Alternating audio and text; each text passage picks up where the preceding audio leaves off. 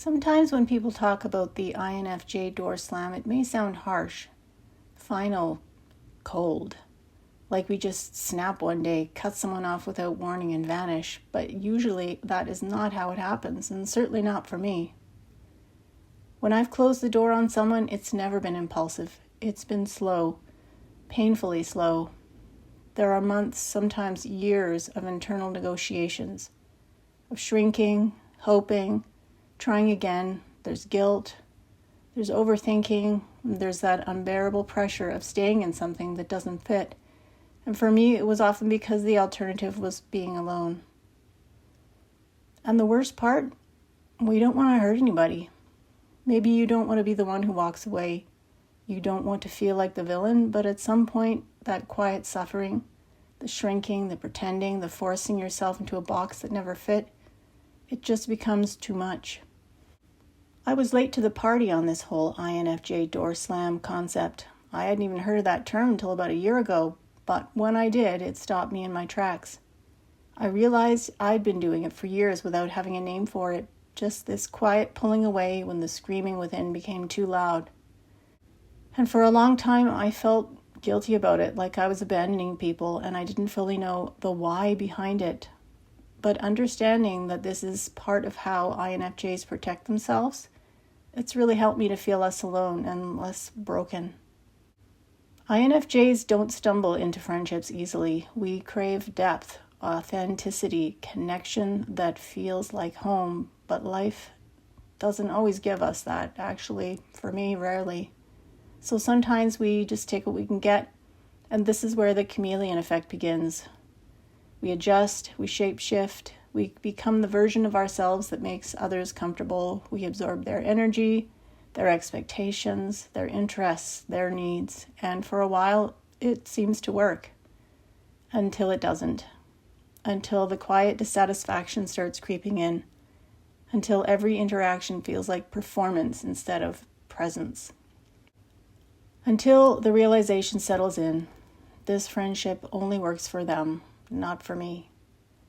Many of us stay way long past the point of knowing, not because we want to, but because we feel guilty for leaving. We tell ourselves, well, maybe it's just me, maybe I just need to try harder. We swallow discomfort, ignore the signs, and keep pretending, because breaking away can feel cruel almost, and being alone can feel terrifying for some of us. These types of friendships and relationships can seem fine on the surface. Maybe they're not toxic, not abusive, not dramatic, but they just don't fit. But because we are INFJs, our default is that we don't just walk away from misalignment. We adapt, we bend, we silence parts of ourselves and try to become who the other person needs us to be. We tell ourselves things like, maybe this is just what connection is supposed to feel like, or maybe something's wrong with me for not feeling close. But eventually something inside us begins to fray. That quiet, intuitive voice we've been ignoring for months starts to rise up, not with anger or blame, but with the truth. And when we finally slam that door, it's not an act of cruelty. It's an act of honesty, an act of self-rescue.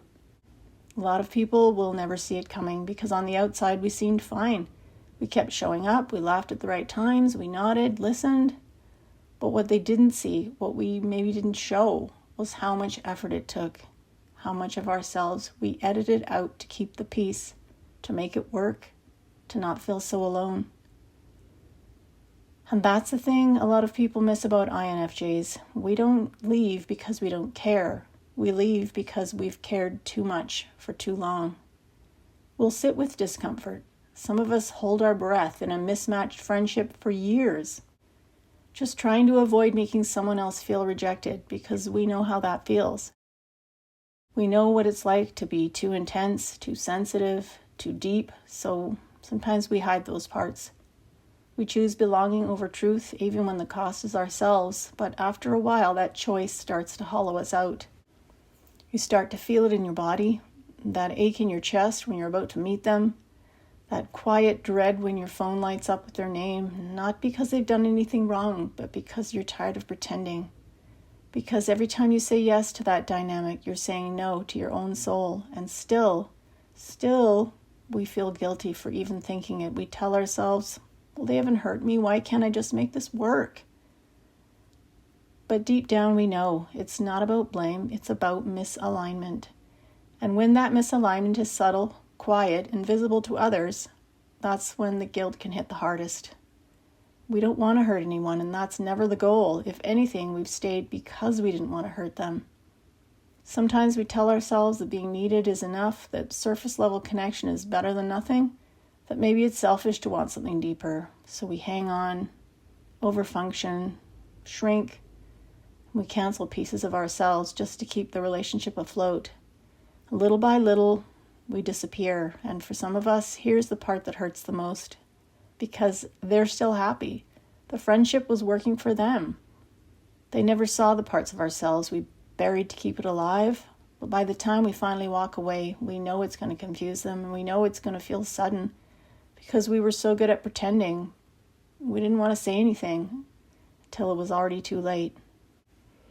And that's where the shame lives, right there, in that space between how long we stayed silent and how quickly we seemed to vanish. INFJs don't leave suddenly. Maybe the world thinks we do, but the truth? We've been leaving for a long time. We start to pull back emotionally, mentally, even physically. We test the waters. If I stop reaching out, will they notice? Will they care? We give them chances to meet us halfway, to see us. But what people don't see is how much time we take turning it over in our minds, how many times we choose them over us. The INFJ door slam doesn't come from nowhere. It's the result of 1,000 quiet moments where we felt ourselves fading and kept going anyway until we couldn't. We are simply all used up, empty. There comes a point where we just can't anymore. Not in an angry slamming fists on the table kind of way, more like an internal whisper that finally gets loud enough to hear. That quiet, exhausted, I just can't keep doing this to myself. That's when the real door slam begins, not when we cut contact, but when we stop lying to ourselves, when we admit that this connection, however kind, however familiar, is not nourishing our soul. And that's the moment we stop bending, and we stop editing, we stop performing. Sometimes it's not a dramatic exit, it's a slow dissolve. Sometimes we stop texting back, or we drift. Sometimes we send one final message that's heavy with apology but light on explanation because we kind of figure they won't understand. And even if they did, would it change anything? We're not looking for perfect people, but we're looking for resonance and depth, safety in truth. And when we can't find that, we try to be it for other people. We think if we give enough, love hard enough, stay long enough, they'll meet us in that depth. But not everyone can and not everybody wants to. And that's not their fault, it's just the truth. Even when we know it's time to go, it still hurts. Even when nothing was wrong, there's grief because we didn't walk away lightly, and we never do. We stayed long after our energy ran out. We tried to make it work in silence. We gave the benefit of the doubt again and again until there was nothing left to doubt. But still, when that door closes, we ache and question ourselves. Sometimes we feel like the villain in a story we tried so hard to write gently. There's another kind of door slam. This one's born out of something darker.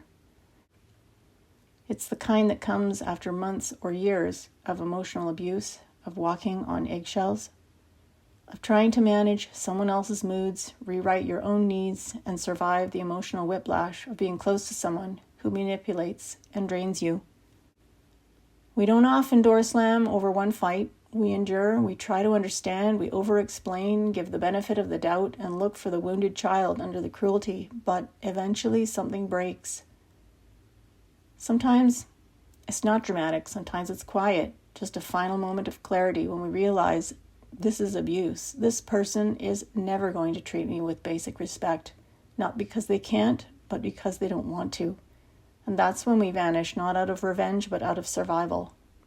Because when you've been made to feel small for maybe a long time, when your needs and emotions have been twisted, minimized, and dismissed, when you've been gaslit into believing your reality is wrong, it's not just about a single argument. It's the constant drain of living in a world where your boundaries don't matter, where your energy is siphoned without a second thought. It's the exhaustion that comes from wearing a mask every day, pretending you're fine, pretending you can handle it, pretending you're not losing yourself piece by piece. It's the weight of constantly giving and never receiving. That emotional exhaustion, the kind that doesn't let you sleep at night, the kind that makes you feel like you're treading water but never quite reaching air, that's what pushes you to the edge. And you can see it now clearer than before, that pattern, the drain, the endless cycle. And even though you've been taught to believe that walking away is wrong, that ending it is failure, you know deep down it's the only thing left that's right. And I found these people, they don't change just because we keep showing up. They don't change because we put ourselves last, and they don't change because we bend until we break.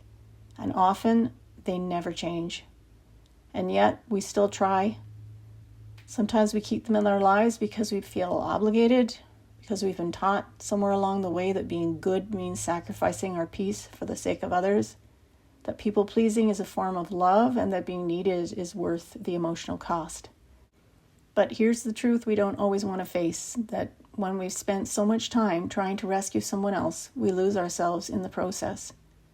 We stop trusting our instincts, we stop feeling safe in our own skin, and the guilt can grow heavy. The longer we stay, the harder it becomes to leave, because every time we even think about stepping away, that voice of obligation tells us, but they need you, they'll fall apart without you. So we cancel pieces of ourselves to accommodate the chaos, their needs, their emotional hunger, and the slow, quiet burn of staying too long, of continuing to give to someone who's never going to meet us halfway, eventually turns into a roar of self-preservation. That's when the door slams, when we just can't give anymore, when we've given everything and nothing changes. We finally choose to let go. But here's something I've learned. Choosing yourself doesn't make you cruel. It just means you're finally listening. And no, not everyone will understand.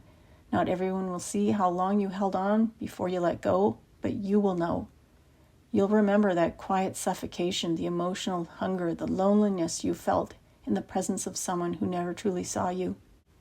You'll remember how much you gave and how long it took to stop. That kind of leaving isn't heartless. It's what happens when we finally tell the truth with our absence. And if you've done this, if you've walked away from something that looked fine on the outside but quietly drained you for years, you are not alone. If you've ever mourned a friendship that didn't hurt you but didn't see you either, you're not cold and you're not broken, but you're just done pretending. And if you're still in it, still holding on, still weighing whether to stay, I get that too. I totally get that. You don't owe anyone a dramatic goodbye, but you do owe yourself the truth. We weren't made to contort forever. We weren't meant to live halfway lives. And sometimes the most loving thing we can do is leave, not to punish, not to abandon, but to come home to ourselves. And yeah, it might take years. It might come with guilt and tears and second guessing, but eventually you will look back and realize it wasn't cruelty, it was clarity. INFJs usually don't slam the door out of anger. We do it when silence has become a slow death, and we do it to breathe again. Sometimes there's no clean ending and no big betrayal or scene, just a slow fading from someone who never really saw you, and maybe they still don't know you're gone. Maybe they never will. You could explain it, maybe you've tried to, but often people hear what they want to hear. Maybe they'll call it dramatic or sudden, when really it was 1,000 quiet compromises ago. Still, it doesn't always feel good, even when you know it was the only way. There's fear and doubt. Most people won't understand this kind of leaving, and they don't have to. Maybe they'll judge the silence without ever knowing the noise that came before it, but you were there for all of it, and that's enough, even if it still hurts and even if you carry it longer than you want.